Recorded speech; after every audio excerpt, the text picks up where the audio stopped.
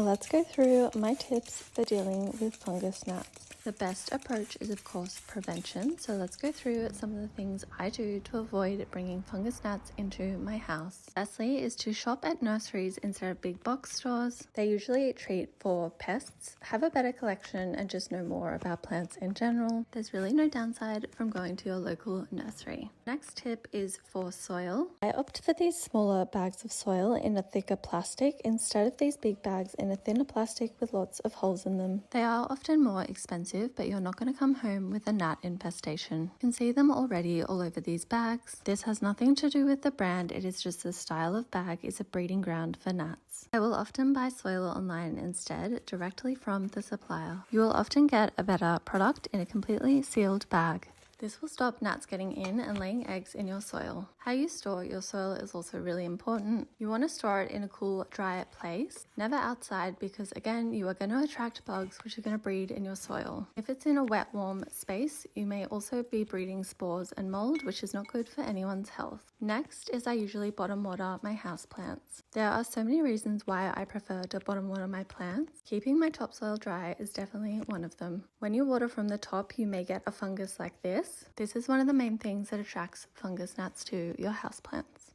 If I do spot a few flying around my house, I make this really easy DIY catcher. This works so well at attracting gnats and you'll see them flying towards it within a few minutes. Watch to the end for the full how-to. If you follow me, you will know that when I go traveling, I put a lot of my houseplants in the bathtubs with about an inch of water. Pools of water is another thing which attracts fungus gnats. So whenever I'm doing this and going away, I always put out a few bowls of my little gnat traps. I use this method 2 or 3 times a year and have done this for the last 5 years. Not once have I come home to a gnat infestation or to plants that have root rot. This is your sign to give it a go even if you are skeptical. As well as putting around my little apple cider vinegar bowls, I will also put a few sticky traps in some plants as well. This is another reason why I'm always preaching nursery pots. They have an abundance of drainage holes, which means that you can let your plants drip dry after you've watered them. Again, this will stop your soil from being too damp and stop any water from collecting in the bottom of your pot. This will stop any fungus from growing and of course stop fungus gnats from having a little party in your pot plants. Now, if you've watched any of my repotting videos, you may be thinking, I have seen some of those bigger plastic bags of soil before.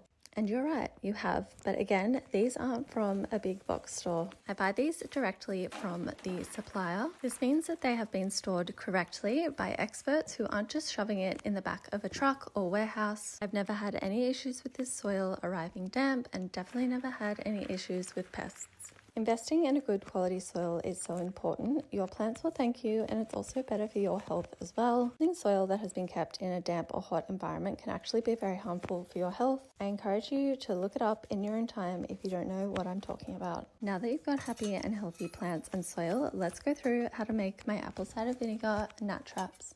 These are super easy to make and you probably already have the ingredients in your cupboard. All you need to do is grab some dish soap and some apple cider vinegar. It doesn't matter what brand of soap you use, but the vinegar must be apple cider vinegar because the sweetness attracts the gnats. Same way fruit does. Put the bowl near your plants and you may be surprised by how many you catch.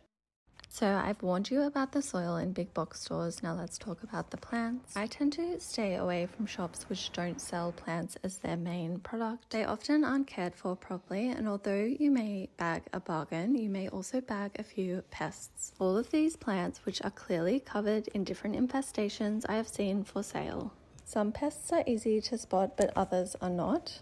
And honestly, the price of these damaged plants is not even worth it. I spotted these poor succulents at a local grocer with no windows or light. They were covered in other products and I did what I could, but honestly, these are probably all dead already. Stick to your local plant nursery and go home with happy and healthy plants. They'll also be able to give you proper care tips for each one you buy.